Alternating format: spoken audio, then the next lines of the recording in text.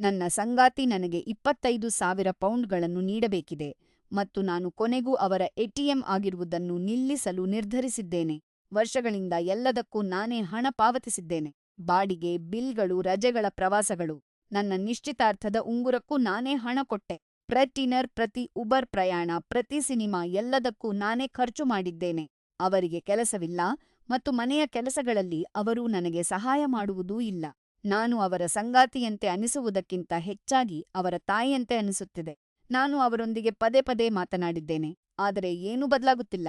ಈಗ ನಾನು ಸಹಿಸಿಕೊಳ್ಳದ ಸ್ಥಿತಿಯಲ್ಲಿದ್ದೇನೆ. ಅವರನ್ನು ಮನೆಯಿಂದ ಹೊರಹಾಕುವ ಬಗ್ಗೆ ನಾನು ಯೋಚಿಸುತ್ತಿದ್ದೇನೆ. ಅವರು ಮತ್ತೆ ತಮ್ಮ ಪೋಷಕರ ಜೊತೆ ಹೋಗಿರಬೇಕು, ಕೆಲಸ ಹುಡುಕಬೇಕು ಮತ್ತು ಮತ್ತೆ ಇಲ್ಲಿಗೆ ಬರುವ ಮೊದಲು ನನಗೆ ನೀಡಬೇಕಾದ ಹಣವನ್ನು ಮರುಪಾವತಿಸಬೇಕು ಎಂದು ನಾನು ಬಯಸುತ್ತೇನೆ.